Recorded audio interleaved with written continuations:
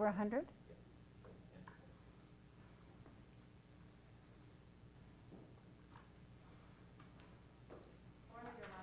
Okay.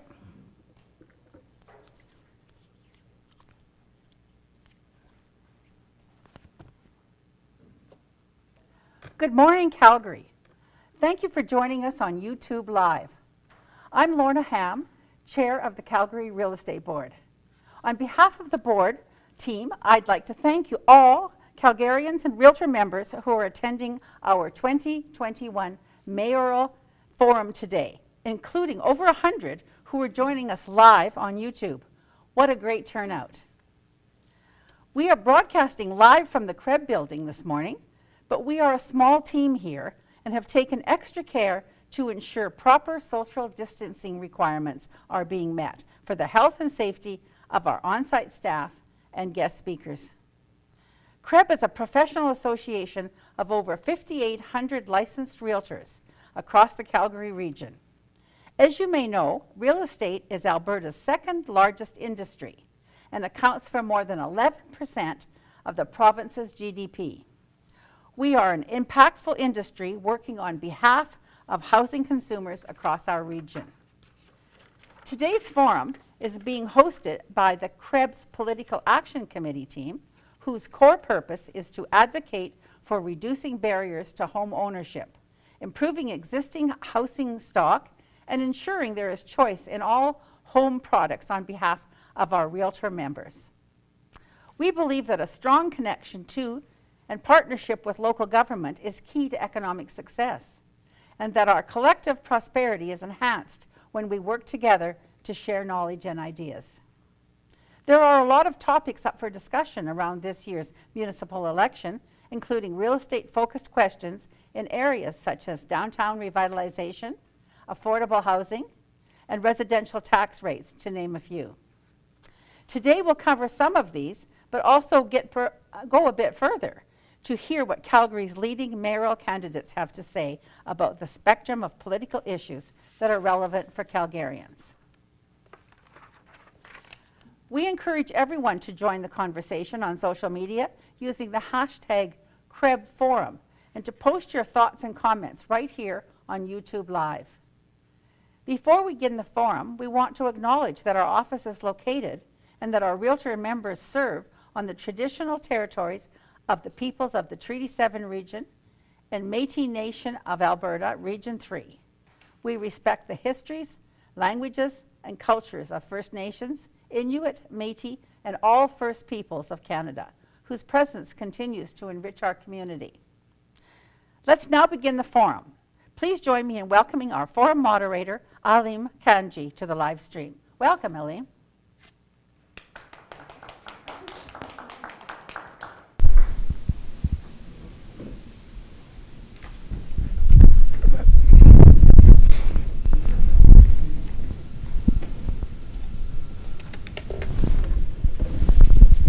Thank you, Lorna, and good morning to everybody joining us here at CREB and also joining us online this morning for this event. I'm really pleased to be with all of you this morning here at CREB's offices, and of course following all of the COVID protocols with 6 of the leading candidates for Mayor of Calgary. Joining us from left to right alphabetically by last name, are Jan Damery, Ward 6 Councillor Jeff Davison, Ward 11 Councillor Jeremy Farkas, Brad Field, Ward 3 Councillor Jody Gondak, and finally Grace Yan. Now, as mentioned, we are on a very tight schedule this morning, so here's a quick rundown I'm going to go through and rules around today's forum. Each of our candidates are going to have 3 minutes to provide us with their opening remarks, and then we're going to have a roundtable question period where each candidate will have up to 2 minutes to answer each question. And I should tell everybody that candidates have not seen the questions in front of them this morning. I'm pleased to also say that the questions being asked today are based on the attendee feedback provided to us prior to the live stream. So thank you to all of you watching at home for all your input into the questions. Now, following our question period, candidates will have 3 minutes each to provide their closing remarks. Attendees can post comments on YouTube Live, and if time allows, we may bring some of these questions forward to the candidates. You'll see I've got a monitor in front of me, and we will be monitoring the questions as time permits, and hopefully bring those forward. Now, let's open the floor to hear what our leading mayoral candidates have to say.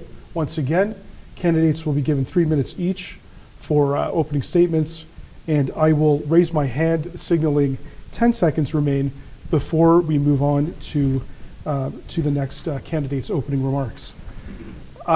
Before getting into it, I will ask that all candidates do not interrupt or speak over each other.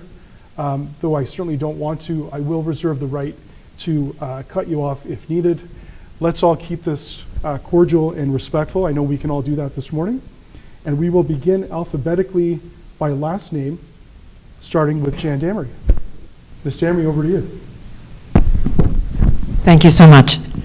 Hello, everyone. I'm thrilled to be here. I want to thank the CREB for organizing this important conversation, reaching out to all of our viewers today. Thank you, too, for the COVID protocols. Really appreciate that.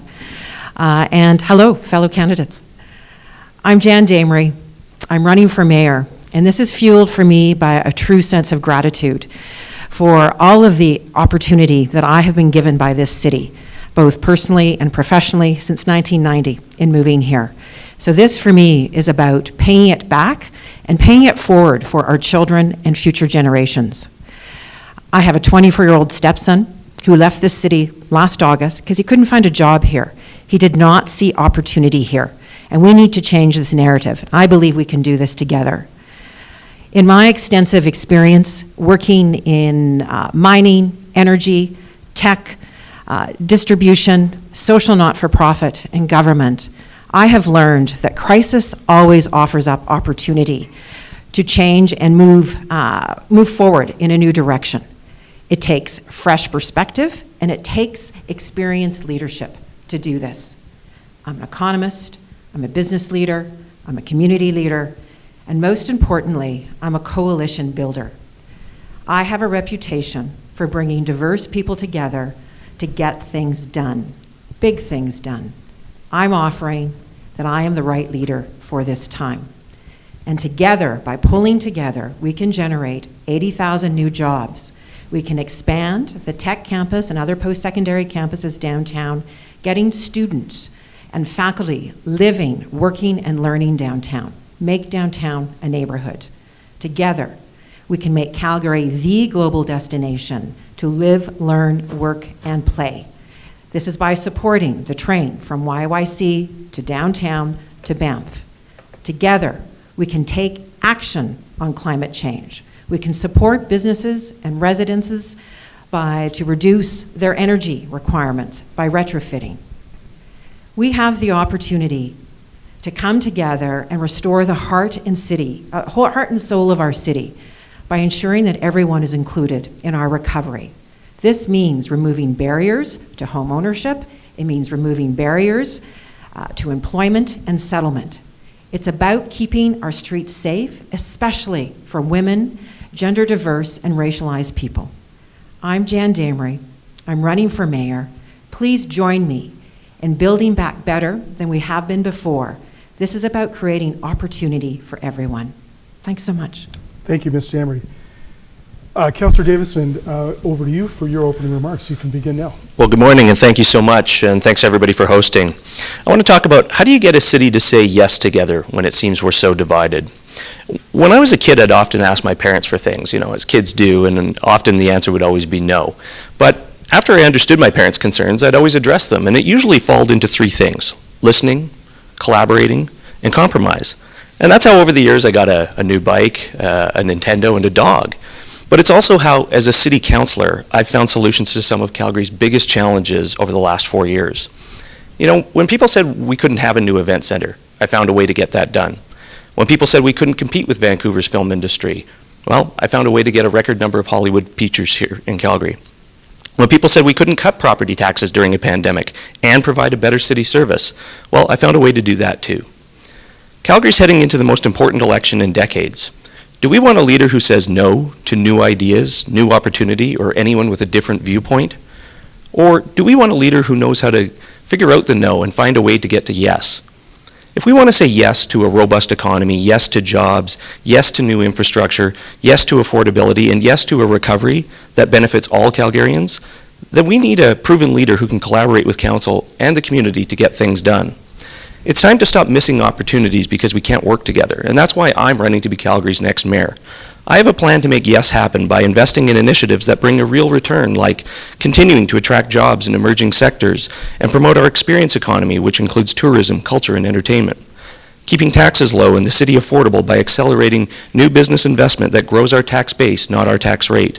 Fixing the broken provincial property tax assessment system so we can leave more money in your pocket. And building a stronger downtown anchored by the new event center, Arts Commons transformation, BMO expansion, Green Line, and advancing residential development. We also want to work on improving community consultation to build the things Calgarians want. Communities here in Calgary are unique. Let's preserve the qualities that matter to the people who live in them.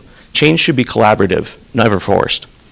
We've all chosen Calgary. Now we need to work together to create the city that keeps our children and grandchildren here, and not because they need to be here, but because they want to be in the most vibrant, exciting, future-focused city in the world. Remember, Calgary doesn't recover unless every Calgarian recovers. It's time to elect leaders who can say yes to new ideas and new opportunities so that 5 years from now, Calgary continues to be the thriving, dynamic, and affordable city we all want it to be. Thanks. Thank you, Mr. Davison. Councillor Jeremy Farkas, the floor is yours. Your 3 minutes begin now. Thank you so much for the opportunity, and thank you to my fellow candidates for joining me. This is such an incredible opportunity. My father arrived in 1956 as a refugee from communist Hungary. So I grew up here in East Calgary in Dover, just a few steps away from the auditorium that we're in. And we struggled a lot. We didn't have a lot of money, but what we did have was a lot of opportunity. And many doors were closed to my parents, but they worked so hard in order to allow them to be made open to me. So Calgary for them was more than just a place to be able to find a job, but something that was so rare on this earth, a place for a fresh start. So when my grandmother, she first arrived to Canada, she did one of the most Canadian things that she could do. She would bring fresh cut flowers from her garden to her local alderwoman's office. And she explained to me that the people that worked at City Hall, the police, the firefighters, the politicians, these were all people that you could go to if you ever had a problem. People that you could count on and people that you could trust. And to be clear, back as a kid, I never thought that I would want to be a politician when I grew up. But I knew that I wanted to have her look at me like she looked at them. People that you could count on, people that you could go to if you ever had a problem, people that you could trust. And I knew that wherever I ended up as a Calgarian, there was no limit on what I could achieve, who I could become, and where I could go. And for me, my dream was to live up to her dream, to live the best possible Calgarian life. So for me as a city councillor, I've had the extreme privilege of serving as one of the youngest city councillors ever elected, and I've been so grateful and excited to show up to work every single day to be able to serve a great city that in so many ways, stories like mine, they're not the exception, they're the rule. And I believe that I have a strong record of asking city council to say yes. Yes to financial responsibility, yes to transparency, and yes to public safety. And I followed through on my promises, and it hasn't always been easy. And if elected as mayor, those are the 3 areas that I would like to be able to focus on, to be able to champion our recovery and ensure that we come back stronger and better than ever. Firstly, around financial responsibility. I believe that we need a strong economy based on responsible spending at City Hall. We need to get Calgarians back to work, and we need to show our youth and young people, as well as our entrepreneurs, that they don't have to leave the city to be able to pursue the best possible opportunity. Second, around public safety. I strongly champion resources for our emergency services or essential providers such as police and fire, and I categorically reject the defund the police movement. Lastly, around transparency. I believe that it's a black mark on the city that we have more secret meetings than any other city in North America, and I believe that this can change and it must change. So for me, I believe that this is a once-in-a-generation opportunity for change. Calgarians need change, and change starts now. My name is Jeremy Farkas, and I'm asking for your support to be Calgary's next mayor. Thank you, Mr. Farkas. Next, we're going to move on to Brad Field. 3 minutes is yours, Mr. Field. Well, thank you for having me. Thank you for CREB for hosting this, and thank you to all the other candidates. I'm really looking forward to the conversation today. Longtime Calgarian. I've been in Calgary for nearly 5 decades. I was lucky enough to marry my high school sweetheart and raise 3 wonderful children here in the city of Calgary, Mitch, Kyle, and Haley, and they've all chosen their own path, their own journey, and it's so exciting as a parent, as a father, to have those discussions about what's next in store for them. I've built businesses here in the city of Calgary. I bought my first real estate as a teenager here in the city of Calgary, went on to buy, build, and sell businesses in different countries around the world in different industry sectors, ranging from real estate, fire suppression, healthcare, heavy equipment repair. And I'm just so excited to be in the city of Calgary and have the opportunities that we do have here in the city of Calgary. And I think it goes unnoticed in a lot of cases that the single greatest asset that we have in the city of Calgary is its people. We're fantastic, giving people that want to give back to the city of Calgary.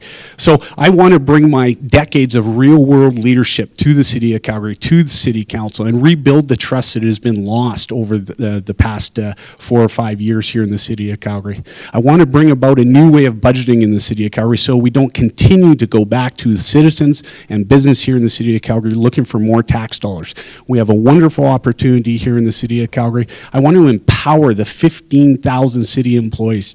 We often talk about the city employees as if they don't belong to the city of Calgary, but they're actually a part of the city of Calgary. They too are taxpayers. And right now they've been disempowered, and you get put in a penalty box for voicing concerns or bringing innovative ideas to the city of Calgary. I want to empower those 15,000 city employees because they come to work every day wanting to do the right thing, but unfortunately they're not allowed to. It's the system that's broken. It's not the people that is broken. So I'm sincerely excited about our opportunity to have a wonderful conversation today. I'm looking forward to having the opportunity to lead this great city. Thank you. Thank you, Mr. Field. Next, we're going to move on to Councillor Jody Gondak. Councillor Gondak, the floor is yours. Your 3 minutes begin now. Thank you very much, and hello everyone, the very few people that are in the room and everyone that's joining virtually today. We are facing economic uncertainty in our young city, the likes of which we've never seen. And if we desire a future that still attracts investment and a future that welcomes and retains talent, and one where we can reestablish our economic advantage, we're going to have to be incredibly intentional in our plans.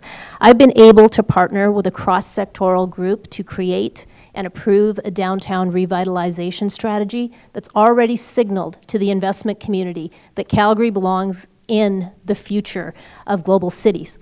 I've been championing investments in public transit, neighborhood amenities, and protective services so that we can create safe, accessible, and walkable communities.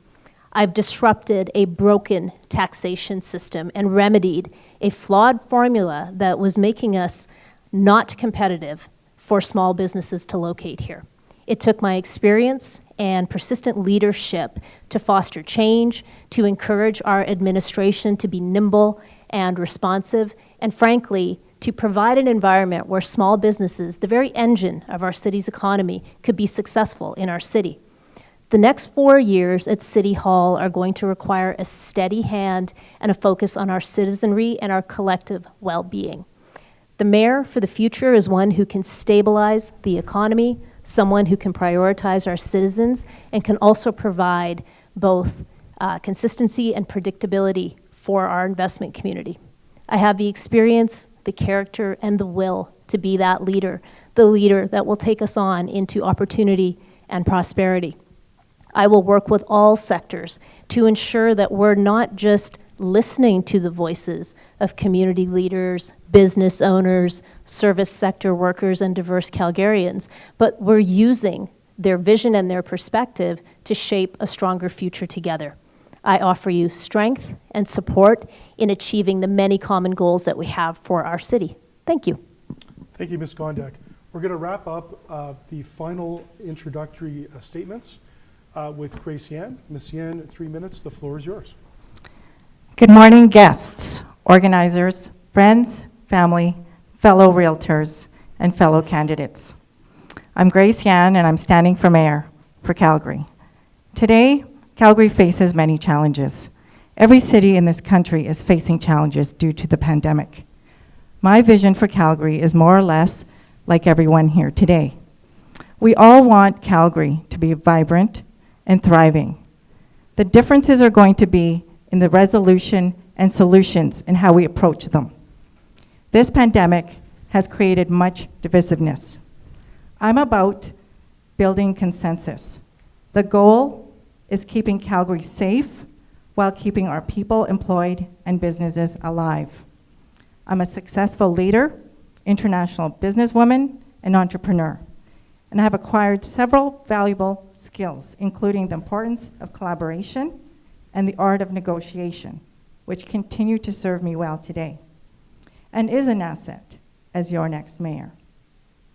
More importantly, these valuable skills are required to strongly negotiate with the provincial and federal government to advocate specifically what we need in Calgary. But it's not all about the business. I believe in creating an environment safe for everyone. Yes, we have an obligation to take care of the vulnerable and the senior population. I want to make sure that every Calgarian is taken care of. I want to ensure that proper positive programs are in place, ensuring a collaborative and coordinated community response to help these causes in Calgary.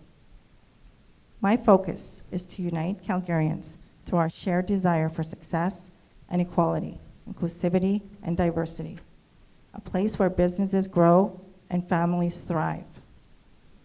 Calgary deserves leadership that reflects the strength of the community. We are facing unprecedented challenges, and I know that I am the leader Calgary needs to recover, rebuild, and lead to a prosperous future for all. I will be by your side. Yes, to a tax plan that works for all Calgarians. Yes, to supporting big and small businesses, youth, arts, education, innovation, sports, nonprofits, and economic development. Yes, I am your relentless advocate today and always. I believe I am the right leader to make Calgary the best place to live, work, learn, volunteer, and play. While the councillors have done their best, it's time for change and go in a different direction. As mayor, I'm committed to fiscal responsibility, transparency, and safe, vibrant, successful Calgary. Thank you, Ms. Yan. Your 3 minutes are up for your opening statement. Thank you. And thank you to all the candidates for offering their vision in their opening remarks and opening statements. We're now going to move into the forum questions. And I'm pleased to actually let you guys know as well that we do have an active audience on YouTube, so a shout out to our live YouTube audience. And there's been a couple of comments that have actually come through that relate to the first question. So I guess we're on the same sort of train of thought here. Let's get into the first question. And to be clear, each candidate will be given 2 minutes to answer each question. And I will raise my hand signaling 10 seconds remain before we move on to the next candidate's response. So let's get into the first question, and it is as follows. Specifically, on the topic of real estate, how will you bridge the taxation gap that has arisen due to the vacancy rate in the downtown core without putting the burden entirely on Calgary homeowners? And further, what will you do to revitalize the downtown core? We're going to begin this question with Ms. Yan. Ms. Yan, the floor is yours. Yes, right now it is a big problem. 40% vacancy downtown. And some of the buildings are 85% vacant. What we need to do as mayor is create the confidence back in the city. And I will commit to selling Calgary as a vibrant and exciting city for tech, for film. This is what we need to do, is attract these businesses back to Calgary and really champion and grow what's happening right now and fill those buildings. I would love to see Google in the vacant Calgary Herald building. I mean, our weather is conducive to data centers. We've got so much to offer, but what we really have to do is create that confidence back in the city. And as mayor, that's what I would have to do, is commit to creating that confidence and getting those businesses back and filling those towers. Thank you. Thank you, Ms. Yan. Ms. Gondek, over to you for your response on this question. Thank you very much for that question, and it's a two-parter that's linked quite well, actually.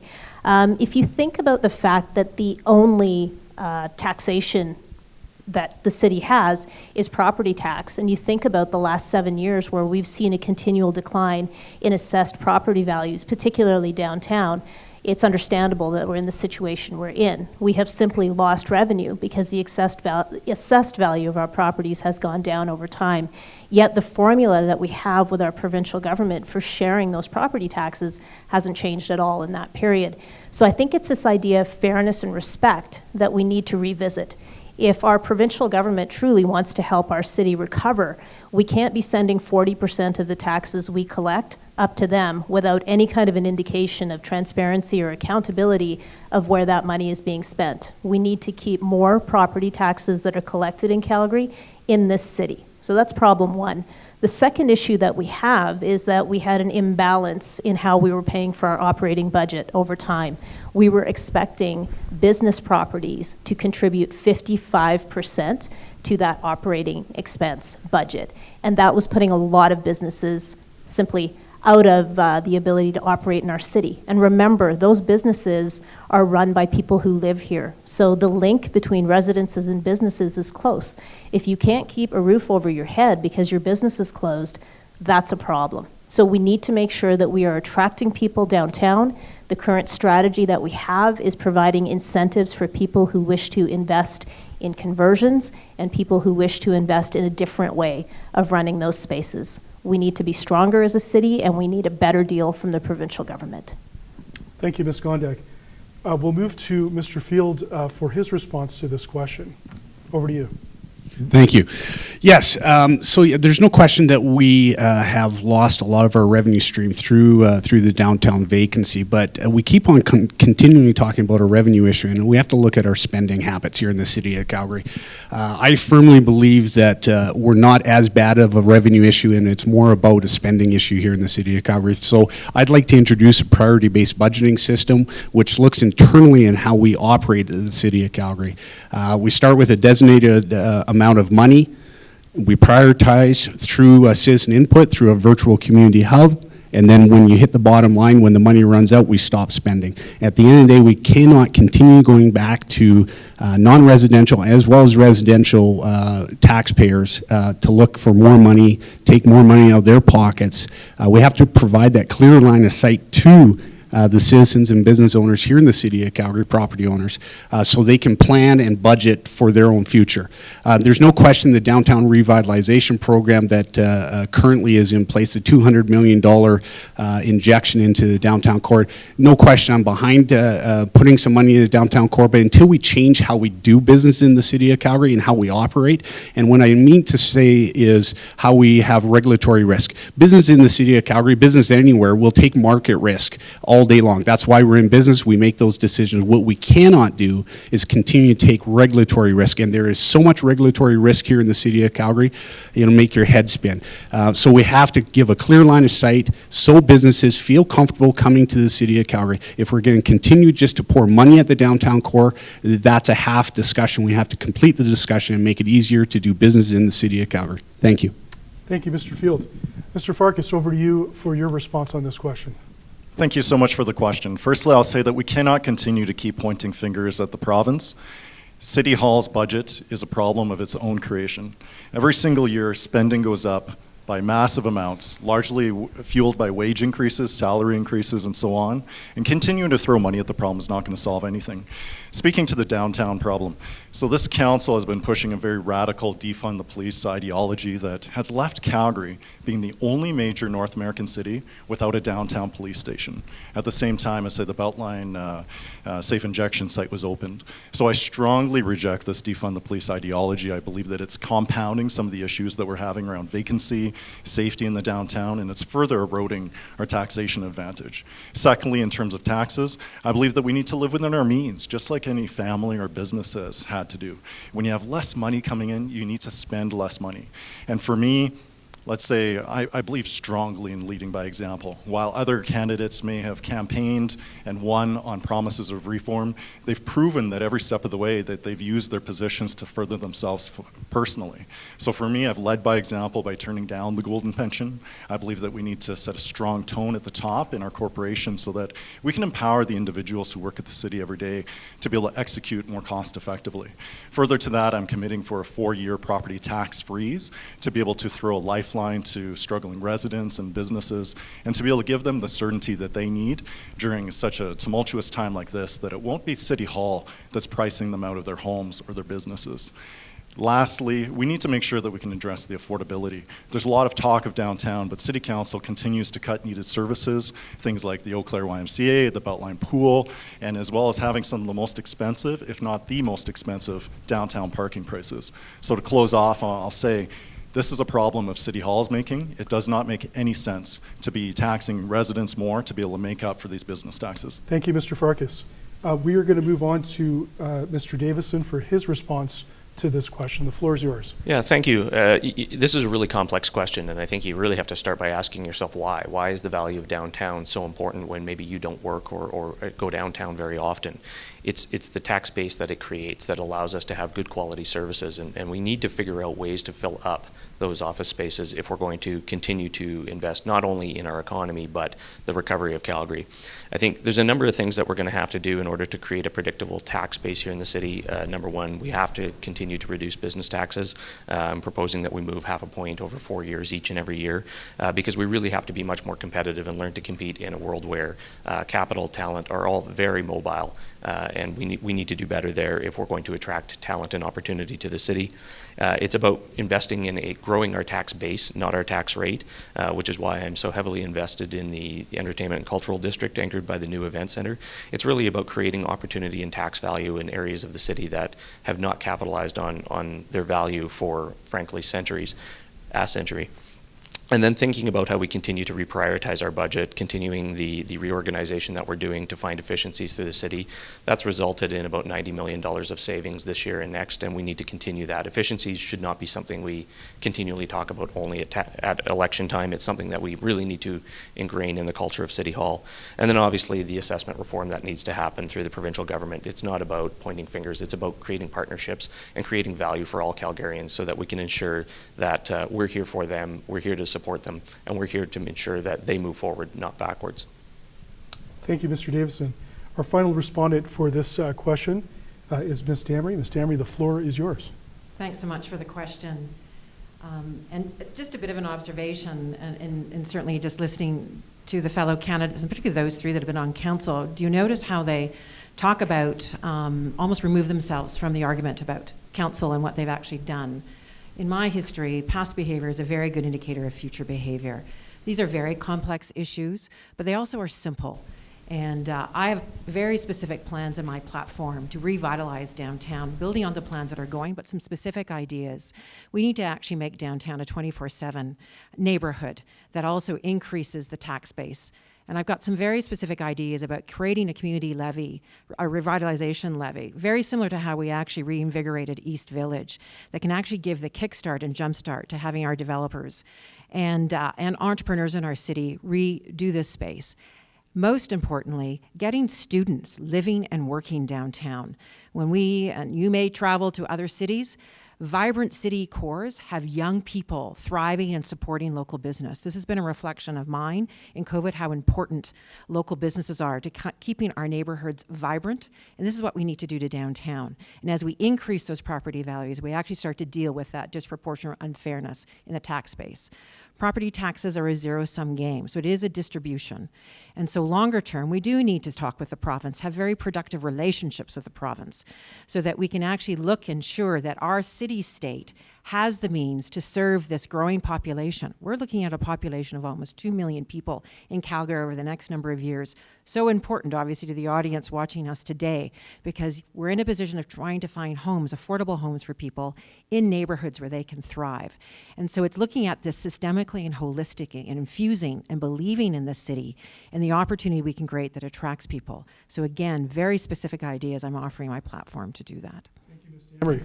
Thank you to the candidates for their thoughtful responses on the first question. We're now going to move into the second question.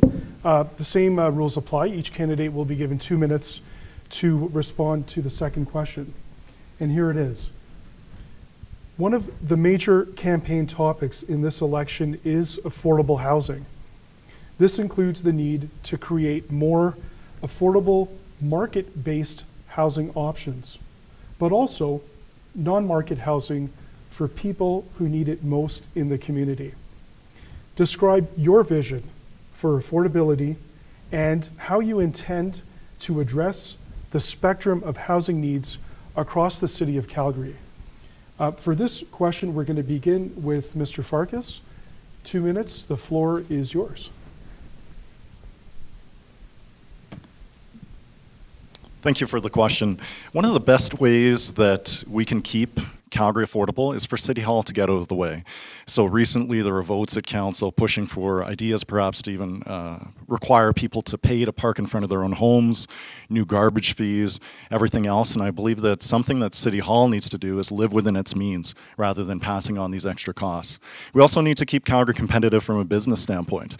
So recent studies on regulations and red tape per unit look at tens of thousands of dollars, if not more than $100,000 per door, having that housing more expensive than it needs to be because of the regulations and the red tape. We also need to provide consistency and stability. It makes zero sense for families to want to purchase into the largest investment of their lives and to have City Hall to be railroading through issues like the community guidebook that potentially in long term could eliminate the affordability and the ability for Calgarians to choose for themselves. But I think it's a bigger picture in terms of, or bigger picture question in terms of City Hall being there to be able to enable for you how you want to live your life rather than dictate the terms. We see it right now playing out with that sort of social engineering approach, ramming through certain types of housing, certain types of transportation options. I believe that the role for City Hall is to largely get out of the way, to partner with those effective and efficient organizations to be able to deliver that. But I'm a strong advocate for housing myself, having served as a board director of our Calgary Housing Company. I see a strong fiscal case. These are approximate numbers, but responding to homelessness and crisis mode through emergency room visits or policing costs and so on, the cost per individual is about $55,000 per year, whereas putting forward preventative, proactive measures could be as little as $20,000 per year. So in this case, it's something that's not just the right thing to do, but the thing that makes most financial sense. Thank you, Mr. Farkas. We're going to move to Mr. Davison for his response on this question. Your 2 minutes begins now.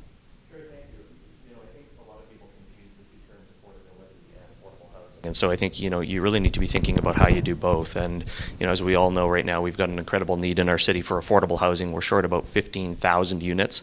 And we were recently bypassed by the federal government on the Rapid Housing Initiative, mainly because we can't make a partnership work. There's a number of things here you have to do to keep Calgary affordable. Again, a tax freeze on residential is a huge priority for me to ensure that we can move forward and continue to provide great services to Calgarians that they rely on each and every day, but make sure they're able to live in their homes to do that. I think we have to think differently about providing housing choice when it comes to new development and residential development in the downtown core. We need to think through the problem of creating fulsome communities so that everybody is welcome and everyone has opportunity in those communities. Council needs to also think about how we could create a partnership with CREB to think about how we can utilize your advice on how we can make progress and understand the market better to assist us in the decisions we're making. And then on the affordable housing side, I really do think we need to think about the one-third, one-third, one-third model that really does work over the long term to ensure that we keep the number of units that we have but continue to keep them operational. That's where you have a third subsidized, a third partially subsidized, and a third market. And thinking about how you utilize areas where affordable housing makes sense, access to transit, access to grocery stores, access to good opportunities. Those are the things we need to start thinking about if we want to create real opportunity for everyone. Thank you, Mr. Davison. We'll move next for this segment to Ms. Dameron for her response to this question. Your time begins now. Thanks very much. We do have many housing choices, as many of you know on this call, but affordability is a growing challenge in all North American cities, and there is a huge spectrum, because often when we talk about affordable or less than market, it's usually 10% less than market. And I have some very specific experience in this working at YWCA Calgary recently, where we've built transitional housing and currently building permanent housing for women and children fleeing domestic violence. And what we find both in the rental market, in addition, and even home ownership is not even accessible. So this is about creating market choice, and also not only in outskirts of our city, but also how are we reinvigorating the inner core, that there are also housing choices that we can offer. And it's also about amenity, it's about ensuring there's transportation and affordability, taking a systemic view about this. So in my detailed platform, I'm providing plans to actually invest and support in 4,000 new units a year. And this is also about ensuring we've got strong relationships both with the province and the federal government. This is a huge priority nationally, that we are investing in our cities, that we actually have affordable housing, and we're missing out on huge opportunities because we can't get along with these other levels of government. So we need leadership at City Hall that can actually broker these agreements, and that we actually can draw the resources, including the rapid housing program that is on the table right now. And I've been working specifically on these files most recently. So this is something we have to continue to do. Thank you. Thank you, Ms. Danbury. We'll move next for the response to Ms. Yan. The floor is yours. Your 2 minutes begins now. Thank you. Well, real estate is my background. And yes, we can build all the affordable housing we want. But if people don't have jobs, you still can't afford affordable housing. So we really have to get people back to work.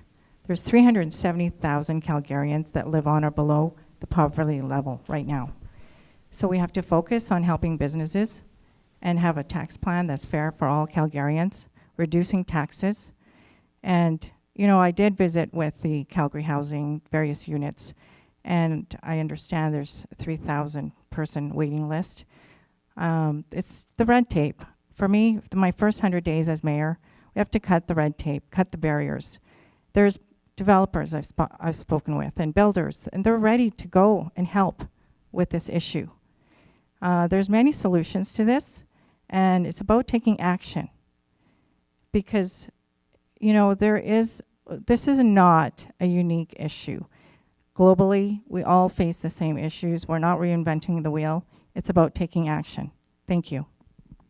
Thank you, Ms. Yan. We'll move next to Ms. Gondek for her response to this question. Your 2 minutes begins now.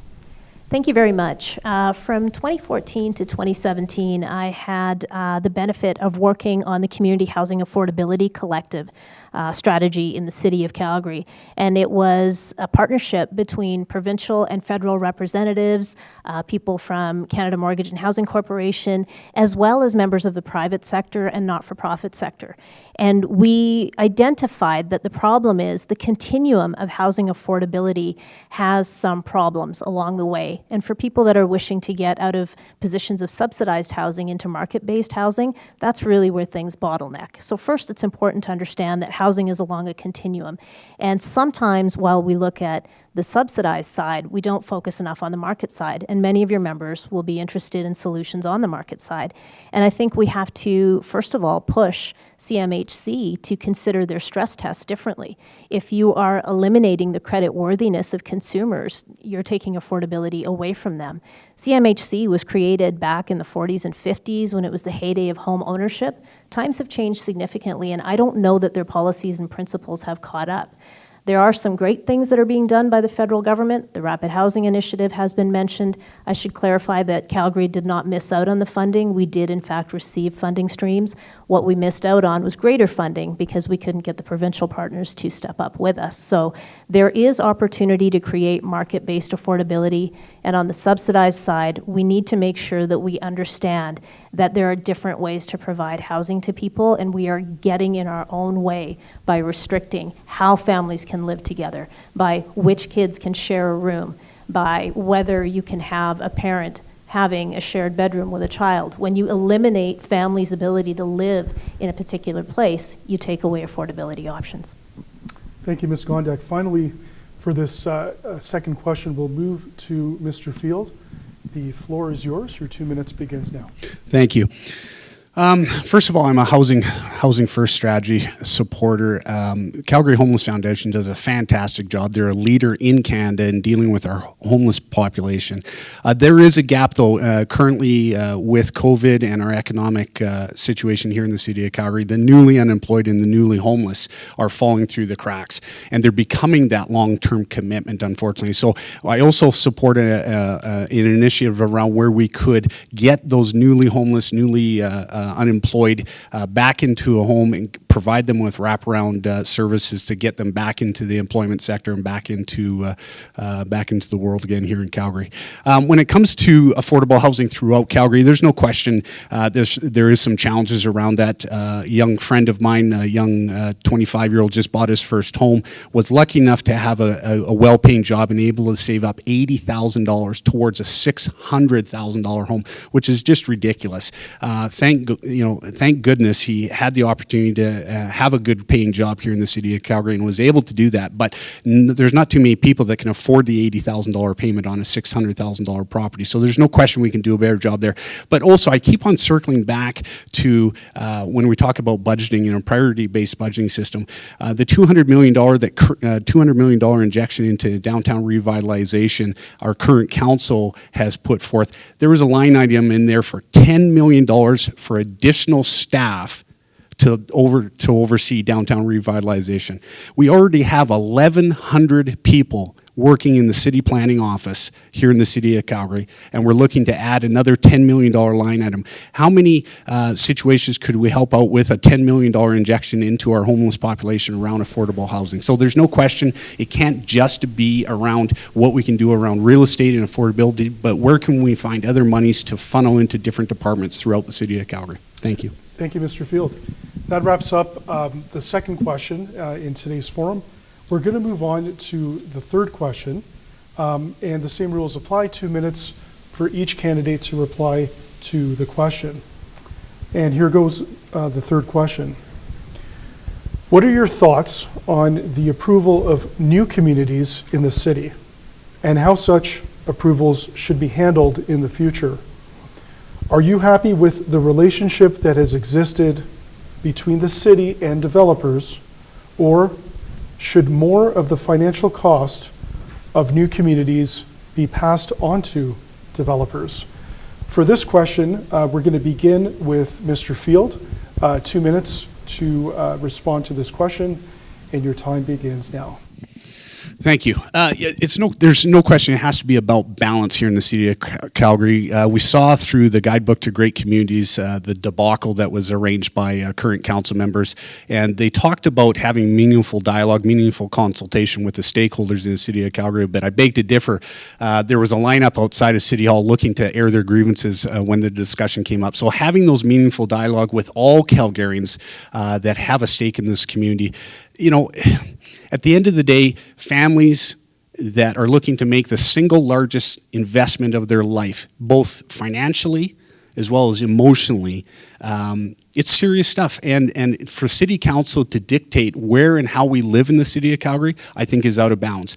The market will dictate that. City of Calgary council has to get out of the way, get out of the business of being in business, and allow the market to dictate where we're going to live in the city of Calgary. Not everybody wants to have a backyard, or some people want to have a backyard, or some people want to live in the downtown core. That's fine. It's up to city council, once we've made that decision, to figure out the next path forward around having maybe sometimes some tough discussions around property taxes. But we cannot continually to social engineer the city of Calgary. We have to get out of the way of private sector business, and housing will dictate that within the city of Calgary.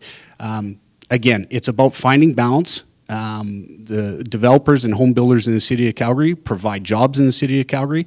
They create revenue in the city of Calgary. They pay taxes in the city of Calgary. So we have to learn to respect that, work with them as partners. Let's have all the stakeholders at the table right from the get-go. It's efficient, and it's the right thing to do. Thank you.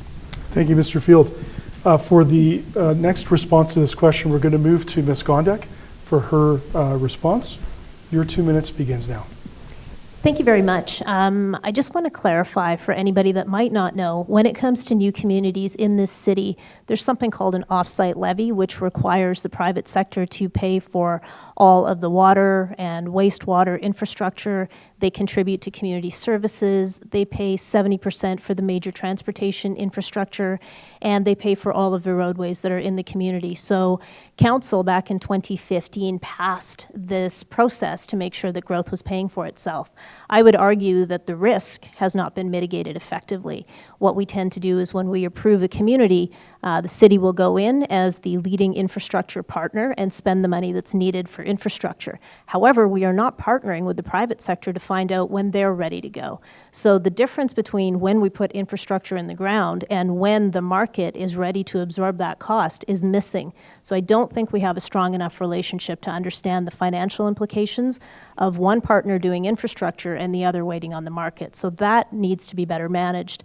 But when it comes to that 50-50 growth that's promised in the municipal development plan, the issue we have with redeveloping communities and established neighborhoods is that we simply did not invest enough capital to give them the public realm improvements, the sidewalk improvements, better roadways, all of the things that should accompany a community that's willing to take on growth. We simply don't have that type of a capital process. So I think the budgets that we create need to reflect where we wish to make investments so we can get match dollars from the private sector.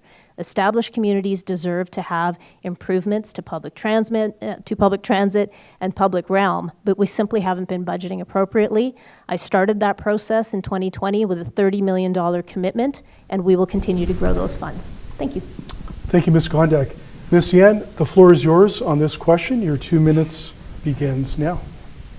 That's a great question. I've talked to various communities, and they don't feel that they are properly engaged with their requirements. So I think it's really important as mayor that the future councillors really engage with their wards and find out what the issues are and find solutions that produce positive results. And when we sprawl out, that does cost money, just like Jody indicated. You know, it costs money to like services, electricity. So we really have to focus on development where it exists around LRTs right now. I mean, the Green Line. I support infrastructure projects if it makes sense, but it's really about engaging Calgarians and the communities and hearing and listening and taking action of what they need. And I think, you know, with the Green Line, yes, we do need more effective and efficient transportation. And it's all about where it is, where people will use it, and which will really help Calgarians. I mean, and what Brad said, you know, Calgary needs to focus. The government needs to focus on governing and let businesses run businesses. And that's what's important. And we do have to work with developers, you know, and really engage with them and work together so that we all achieve success in Calgary. Thank you. Thank you, Ms. Yan. We'll move to Ms. Damery for the next response to this next question. The floor is yours. Your time begins now. Thanks so much. I was in Cornerstone, which is a new development actually way in the northeast on the east side of the airport on Saturday, talking with neighborhood. It's amazing to watch, right? New families moving in. But what has not caught up is, even at this stage, is infrastructure. There's no transit that they can rely on. They're actually asking about where their playgrounds are that were promised. So I think there is actually a real challenge and a gap in how we are planning holistically with the partners in these developments. It's also not either or, sprawl or inner city or densification. It is an and argument, and these are competing choices. As we become the future city that we all dream and aspire to be, we also have to look at how we're maintaining both our carbon footprint, and as we also sprawl out, as Grace has referred to, it costs us more money in terms of reliable services that we all rely on, both the fundamental in terms of sewage, water, but also fire and police in terms of emergency response times. So again, I think we've got to actually come and understand there are some competing choices here, and what do we collectively, through a robust public consultation where we actually listen to people. And I'm hearing from developers and builders too, they're viewed or vilified at City Hall. They're not looked at as partners in this process.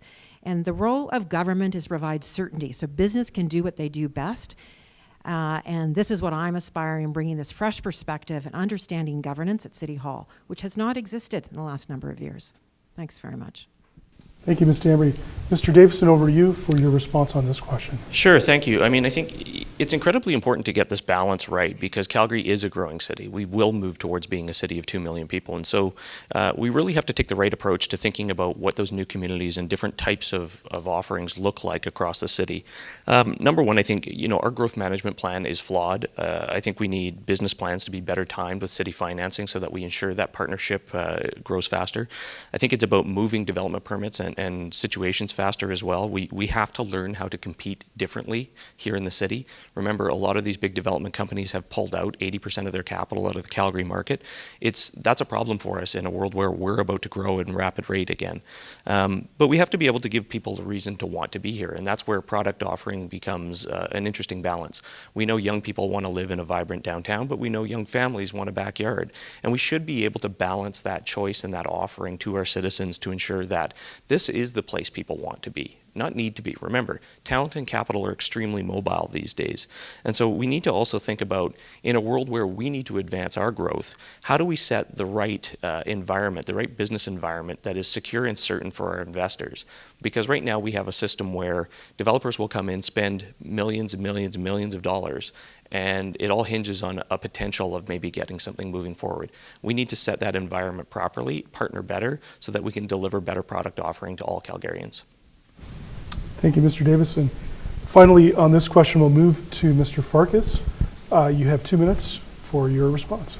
Thank you so much for the question. I think the pendulum has swung too much in one direction, and some developers are just completely locked out, and some developers are completely locked in.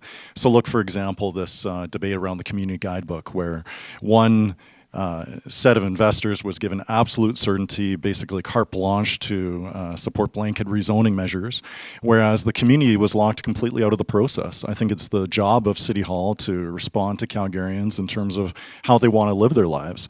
So again, I agree that it should be up and out, and we should make development pay for itself. It seems very simple on a practical level. If a new community is being proposed, there's a certain amount of costs for services like transit, for policing and fire and so on. We know what that cost is. So I believe that we should be crystal clear with industry in terms of what the cost is, and say that you must reach a certain threshold, money that you need to be able to recoup through property taxes. And as long as you can meet that threshold, it should be completely up to the developer and the builders themselves to be able to decide how they want to go to market and bring forward that choice. But I believe strongly in market choice, and I believe that council's efforts to do things like undermine development covenants are very misguided. It's costly. It's causing a lot of issues between pitting neighbors against neighbors through legal battles. And I also think that the pendulum swung too far on some of the development pressures, like starting to sell off city parks. So council recently voted to sell off a portion of Richmond Green Park, and I think that's completely the wrong direction to go. I think we should be providing stability and certainty for residents and businesses alike. And this kind of direction, I believe, just really It undermines what makes Calgary so special, a place where no matter how you want to live your life, what you want to do for work, and where you want to live, how you want to get around, that you have the choice to make that choice for yourself. Thank you, Mr. Farkas. We actually have time for a fourth question before we move into closing statements. And this is a topic I think we'll all agree on has been one that's been quite topical and certainly in the eyes of council on their agenda, and certainly in the eyes of the public as well. So we will begin at question 4. I will read the question and then we will begin the responses. Where would you rank the importance of the proposed Green Line to the city? And how would you move forward on its development given the project's complicated history? In this question, we will begin with Ms. Gondek. And we will begin her 2 minutes to reply to this question at this time. Thank you very much for the question. In terms of the Green Line, it needs to maintain its priority status at the city. We have not only done it officially through the Route Ahead process, as well as giving it its own committee and having its own governance board, but I think you have to remember what the Green Line intends to do. First off, you can't have what we would call a world-class city that doesn't have a north-south rapid transit spine, and that's what we're missing right now. It's unfortunate that the entire line will not be built at once, but we need to continue pushing for the north, which is in fact where the ridership is. If you talk to anybody in north central Calgary communities, they will tell you that their quality of life would greatly improve if they had access to rapid transit like the Green Line. That's why it was an absolute privilege to be able to fund the planning stage to ensure that we transition to bus rapid transit and then to train eventually over time, so that people in north central Calgary are actually getting something out of the Green Line project for now. And don't forget that the Chamber did some research into the Green Line, and an overwhelming number of businesses in Calgary are saying that that rapid transit project is critical to their success.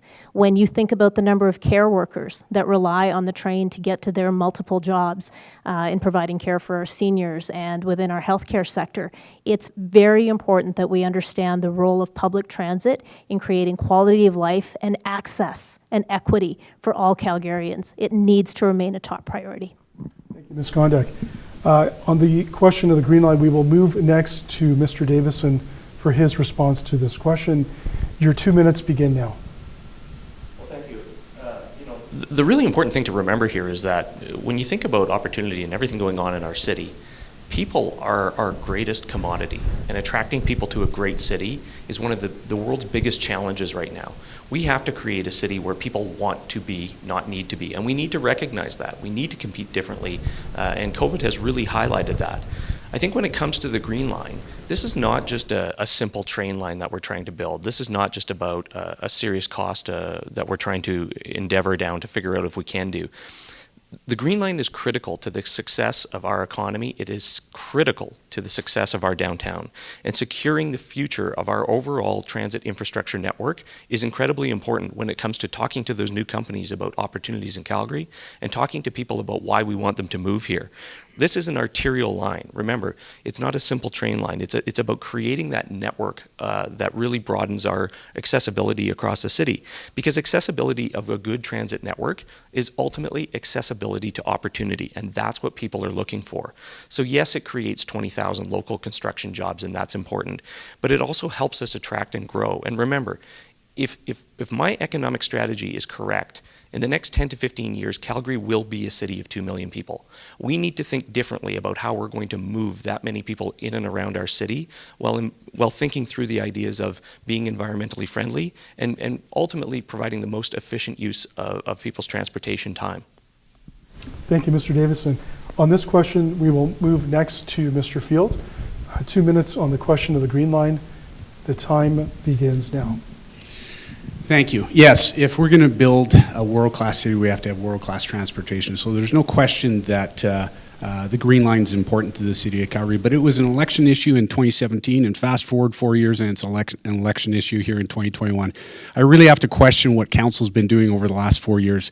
We have the Southeast Leg that's ready to break ground. We could be creating jobs right now in the Southeast Leg. The land is acquired, it's ready to go, it's flat, there's no real surprises. We continue to talk about the downtown core and the tunneling process. $2 billion of the $5 billion budget is dedicated to tunneling under downtown Calgary, and even the supporters of tunneling say they have no idea what they're getting themselves into once they break ground into a tunnel. So we guarantee that we're going to run over budget on the tunneling side. And if you think of a 10% overrun on a $5 billion project, that's $500 million. That would almost pay for our new event center. So we have to take serious consideration around whether or not we're going to continue the discussion around tunneling in downtown. And we have to talk about servicing as many Calgarians as possible, and that's making sure that we get that line north of the river in as quickly as possible so we can service all Calgarians. And then I also want to talk about why we have continued not to have the discussion about connecting our international airport to downtown Calgary. That would be an absolute game changer for the city of Calgary around tourism, trade shows, conferences, and not to mention moving employees around the city of Calgary and up to a major industry sector up by the airport. So I think we should be breaking ground as quickly as possible on the southeast leg. I think we should stop talking about tunneling under downtown, making sure that we can finish this project on time and on budget and reach as many Calgarians as possible. Thank you. Thank you, Mr. Field. We'll move next to Ms. Damry for her response on the question of the Green Line. Your 2 minutes begins now. Thanks so much. So building the Green Line is number one priority. It's about connecting the city, and as several on the panel have already admitted, it's integral to actually connecting these neighborhoods and giving accessibility. In fact, when we cited the YWCA Calgary in Inglewood, it was premised on the Green Line coming because of the vulnerable women that we were servicing needed to have that access. And we need to, though, to be able to actually build it on time. And there have been nothing but delays in this project because also inability to get together and relate to other levels of government. I am a candidate who actually has built large infrastructure projects on time and on budget with YWCA and also in my pipeline days. And so we need this oversight, and we have to be able to move with the market, because if we can't lay off the risk of overruns for that tunneling project that Brad has talked about, we're going to have different options to be able to move quickly. I'm pro moving north because we've got to follow the ridership that also connects us with jobs and people in the north. The airport is integral to this, and it's one of the reasons you'll find on my detailed platform is the interface between the train project from the airport downtown out to Banff, which also would interconnect actually with a northern connect on the Green Line. So this is also having an ability to look at this systemically. You remember I started my opening remarks today about my 24-year-old. One of the reasons he's not living in the city because he can't get around in the city without a car. Our young people, because of their view on green and climate change, want to be that they can get around this city. And so the Green Line and public transportation is also fundamental to us managing our carbon footprint. So number one priority for me, getting it built on time, creating the jobs that we can serve the people of Calgary and create this future city that we all aspire to be. Thank you, Ms. Damry. Mr. Farkas, we'll move to you on the question of the Green Line. Your 2 minutes begins now. Thank you for the question. And given Justin Trudeau's approval, Jason Kenney's approval, and City Council's approval, the Green Line as proposed by Council is proceeding. So whether you like the alignment or not, this train's coming.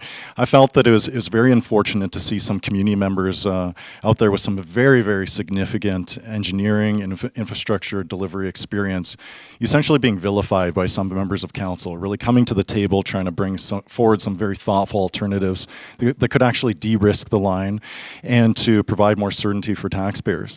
One issue that I have is current members of Council, including the mayor, their scorched earth policy toward relationships with the provincial government. You know, if we are going to be in a situation where the Green Line is going to cost more, which I believe that we will be, we're going to need to be able to work collaboratively with our provincial government to ensure that there's the funding that's required. Secondly, I reject this north versus south debate. It makes zero sense. We are all Calgarians. We're looking for something that's going to be able to shape our city and serve Calgarians, every single Calgarian, for decades and probably centuries to come. So I think that we need certainty to be able to build both north and south. But beyond that, I'm advocating for a legislative long-term infrastructure plan so that Calgarians can have certainty about when, where, and how various expansions to the transit system will occur. Right now, I would not blame Calgarians for feeling like there's been some cruel bait and switch. Many people out in the far north or the far south feel that Council has betrayed them in terms of promising something and never delivering. And I think that that is really what we're seeing in this current Green Line proposal, over-promising, under-delivering, a half shortened line for much more than the original cost. I have significant concerns about whether we can execute, but again, in terms of this being an issue for voters, I believe it's up to Calgarians to decide in terms of their next mayor and council, who has the credibility, who has the experience to be able to hold the team accountable and hold them on budget. Lastly, I don't think that you can be for world-class transit infrastructure if in fact you're voting against things like the low-income transit pass. Thank you, I believe Mr. that we need to make Thank you, sure Mr. this Farkas. infrastructure is accessible and available to every Calgarian. Thank you, Mr. Farkas. We're going to move to Ms. Yan for her response to the question on the Green Line to wrap up the final question. Your time begins now. Thank you. This is another great question.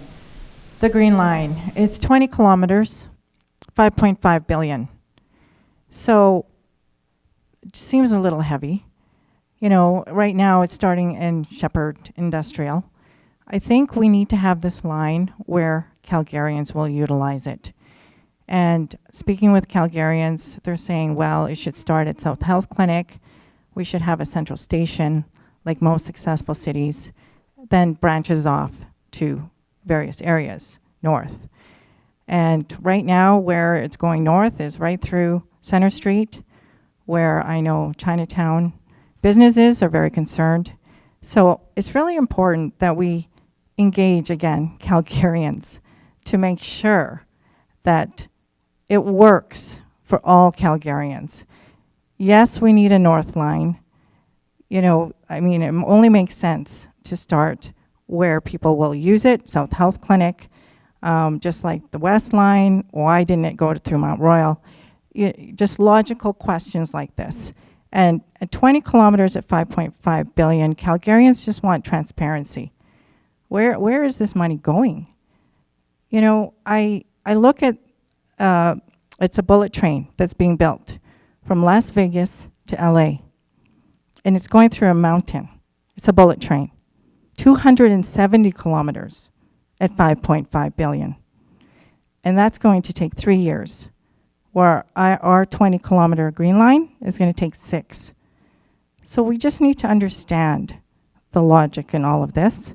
And yes, I agree with Brad. We do need an airport line. I think that's critical. And we all just need to engage Calgarians and make sure that it works for everybody. Thank you. Thank you, Ms. Yan, and thank you to all our candidates for providing your responses to both our member questions, but also the questions that have been coming through our social channels.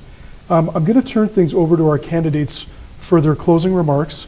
The same rules will apply to your introductory remarks, where you will be given 3 minutes each to provide your closing statements before we move on to the next candidate. Now, I would like you to focus in on the following when addressing the audience in your closing remarks, and that is, how will you make Calgary a place where young people want to stay and also move to? I'd like you to focus in on that in your closing remarks. We will begin the closing remarks with Mr. Davison. Your 3 minutes begins now.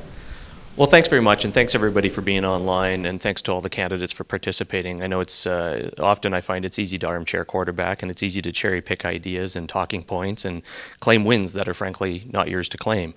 But past behavior is the most reliable predictor of future behavior, and if you believe that, as I do, then I should be your next mayor. In my opening, I talked about what I've been able to accomplish in my 4 years as a city councillor: the event center, the Arts Commons transformation, a film industry, Green Line, the airport to downtown rail connection, the downtown plan, and attracting a generation of technology jobs. These accomplishments are just the beginning, and really what I have set the tone for what's to come. Complex problems require complex solutions. Any of my opponents that try to dumb that down do it a huge disservice to Calgarians. You're entitled to opinions, but you're not entitled to make up the facts. I've worked with the experts. I have the plan. It's time to get to work. Being mayor is a vital role that requires experience, and frankly, my last 4 years on council have shown what I'll do in the next 4 years. But I want to talk a little bit about your industry. I want you to get ready, because as your mayor, I'm going to help this city grow to over 2 million residents. It's made possible because of where we live, because of who we're able to attract to this increasingly vibrant city. It's possible because of our history as innovators, and of course, because Calgarians continue to make this an affordable place to live with a strong tax advantage. It'll take leadership like I've shown in the past 4 years. It will involve getting Calgarians to say yes to the right projects. It's time to stop writing off Calgary. It's time to stop assuming our future's already written for us. Our future's exactly what we want it to be. And as a lifelong Calgarian, I've learned this: never sell Calgary short. That's why I believe the comeback of our lifetime starts right now, and it starts with Jeff Davison as your mayor. Thank you. Thank you, Mr. Davison. Ms. Damery, we'll move to you next for your closing statements. Your 3 minutes will begin now. I'm so grateful for the opportunity to be here and share some of the vision. I encourage you to go online and look at some very detailed, specific plans. I've done the work because it's fundamental in my experience as a leader of needing to have a vision that you can pull people together. And this simply has not happened in the last 4 years on council. And I'm offering that none of the existing councillors actually deserve a promotion. We have one of the most divisive, dysfunctional councils ever, at a time when we need action in leadership. I think crisis and leadership is defined in crisis. It is about action. It's not about hiding behind process. It's not about pointing fingers. It's about taking meaningful action and pulling your colleagues together to advance what's in the best interests of people. I have a record of doing this consistently, both internationally and local. And I have a very detailed platform that becomes a playbook that actually this new council is going to be at least 9 new councillors on this council. So it's a huge opportunity to set the stage and the culture to get council working for people. A critic is not a leader. It's about working through people and knowing how to work through people, and also making sure that council has got their fingers out of what should be administration's job. We need someone in the mayor's chair who actually understands governance and the role of governance in this. And that's what I'm offering to all of you today. Also some specific plans about generating opportunity, creating jobs, by investing in a tech campus and really escalating our tech sector, which is vertical and horizontal in terms of how it actually invigorates our economy. It's about making Calgary the place to be, to live, learn, work, and play, advocating both the train from YYC out to Banff, that we become this Tier 1 convention center. We've also got to be able to make tough decisions, and we're seeing that not being taken right now in council to create the environment for people to thrive. This is about meaningful action on climate change. We consistently miss our targets. We're not supporting people to make the right decisions. So it is time for a fresh perspective. It's time for a collaborator that can pull us together and inspire us to be what we all believe we can be. And it's including everyone in the recovery. I'm here offering my leadership at a time when we need it the most. Thanks so much for being here today, and thanks for the opportunity. Thanks, Ms. Damery. Ms. Yan, we'll move over to you for your closing statements. Your 3 minutes will begin now. Thank you. I learned early in life that to make your dreams come true, hard work and determination are 2 keys to success, and there are no shortcuts. My values of transparency, accountability, inclusiveness, and integrity are what I believe must all come together in our efforts to build and create a flourishing and prosperous city. I am a solutions-driven leader with demonstrated results, strong ability to achieve consensus, a successful business experience combined with strong knowledge and appreciation of the City of Calgary. I have the best qualities to succeed as your next mayor. I want you to know, Calgary, I've heard you. Your cause is my cause. Our city needs your ideas, your energy and passion.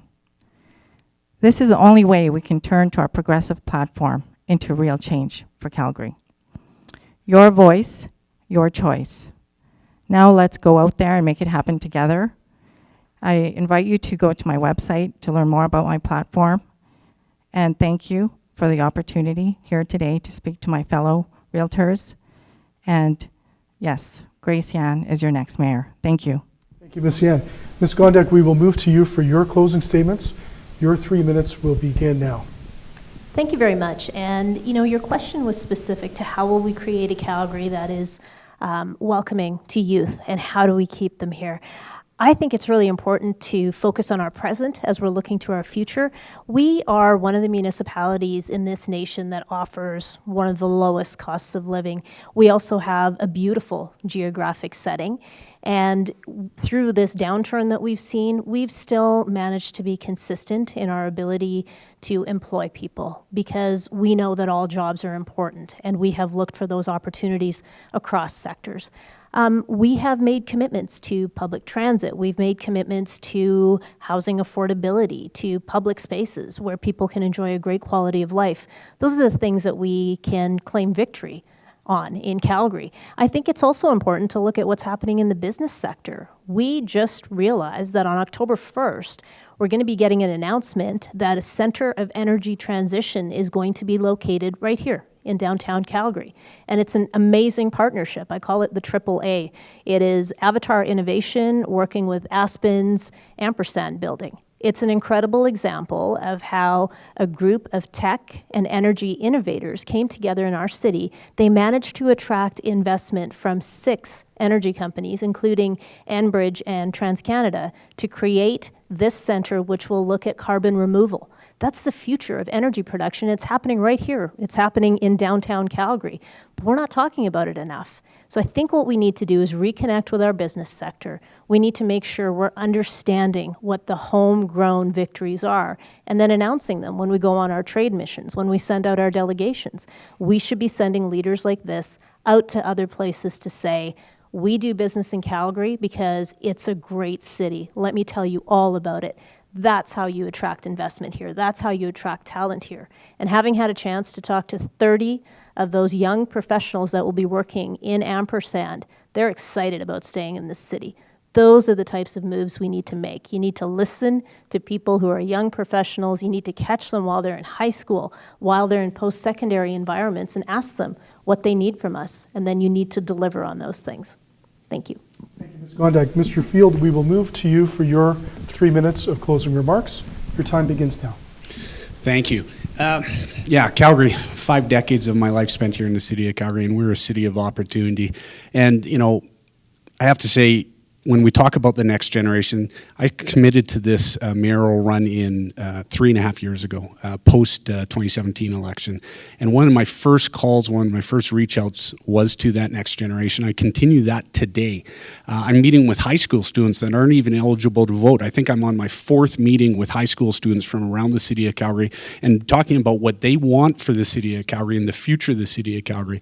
I've committed, if I'm elected as mayor, to form a committee of young professionals, call it YYC 2030, that will have a direct access to the mayor's office, because if we're going to build for the future, let's talk to the people that are going to be in the future. So it is critically important. So when we talk about revitalization in downtown, we talk about co-op programs, we talk about bringing post-secondary into the downtown core, we talk about public transportation and accessibility throughout the city of Calgary. Those are all great things that we have to have within the city of Calgary, but it's not just one silver bullet. We have to talk also about creating that environment for the city of Calgary where businesses want to be here. And right now, you listen to a lot of council members and a lot of our civic partners, and they scream from the mountaintops that we're open for business. I'm here to tell you as a businessman, we are not open for business. There is so many roadblocks in doing business in the city of Calgary, and the fact is no one's coming until we change how we do and remove the regulatory risk around doing business in the city of Calgary. I'm all for the next generation. It's about the next generation. I've had my stake in life. I've chosen to enter public office, public service, and it's the most exciting part of my life right now, and I'm just thrilled to death to have the chance to lead this city, and I look forward to the future of the city of Calgary because great things are coming. Go to my website, votebradfield.ca. You can look up my platform in greater detail, and I'm happy to connect with you by phone or by email at any time. Thank you. Thank you, Mr. Field. The final closing statements will be provided to Mr. Farkas. Your 3 minutes begins now. Thank you for the opportunity, and thank you as well to my fellow candidates and the organizers today. When I chose to run for City Council in the first place, it was back in 2015. Every year there's this competition called the City of Calgary Hackathon, and it's a contest of mostly young people, up-and-comers, programmers, software engineers. They're trapped in a room for a weekend, about 200 or 300 of us. And in 2015 I joined the competition.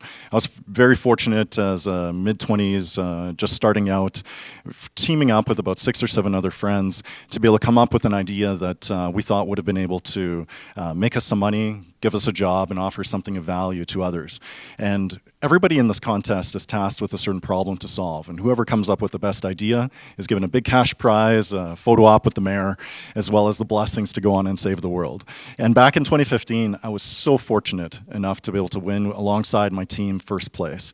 And it was the best weekend of my life. Somewhere in the basement of City Hall, there's this photo of me holding this giant-sized check, grinning ear to ear, shaking hands with Mayor Nenshi.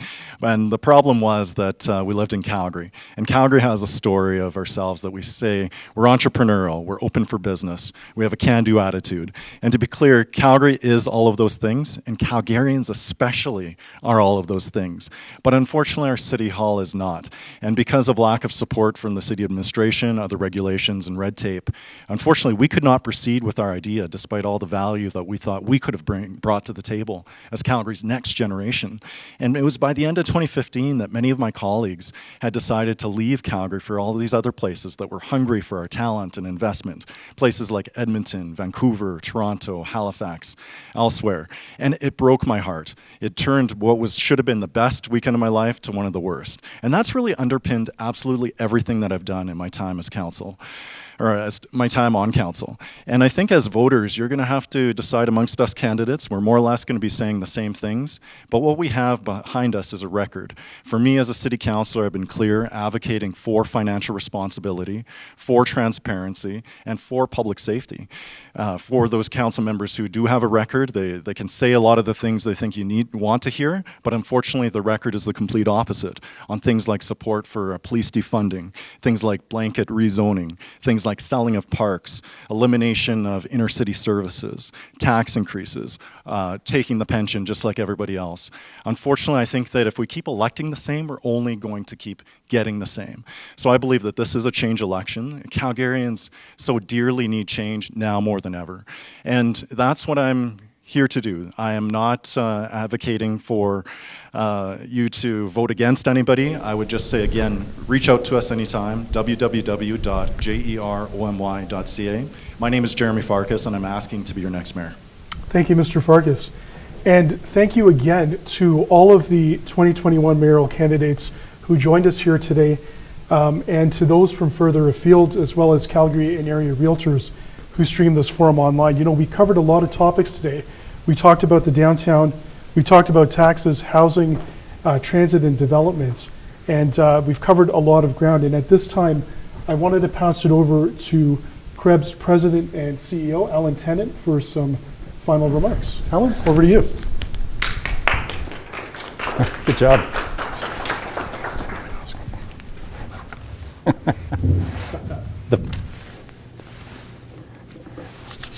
There's a process, right? So first of all, hi everyone, and I'd like to personally thank you all for taking part in today's forum. A special thank you to each of the candidates who took time out of their schedules during this busy campaign season to take part in this very important dialogue on issues important to realtors.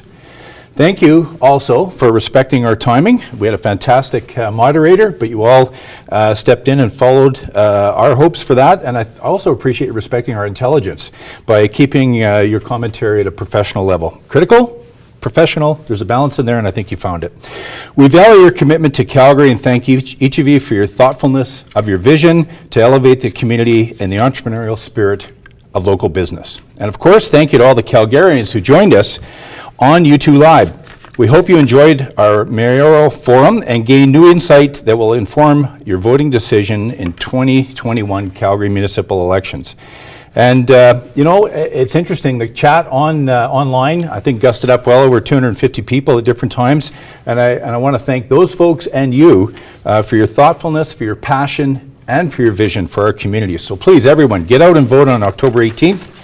And last but not least, I want to offer a big thank you to our CREB Political Action Committee, our PAC team, chaired by Bill McDougall. This group is engaged in the work of advocating on behalf of the realtor community, and we are thankful for their investment of time and effort in making that work on the ground and to helping us shape such a productive representation both today and otherwise throughout the year.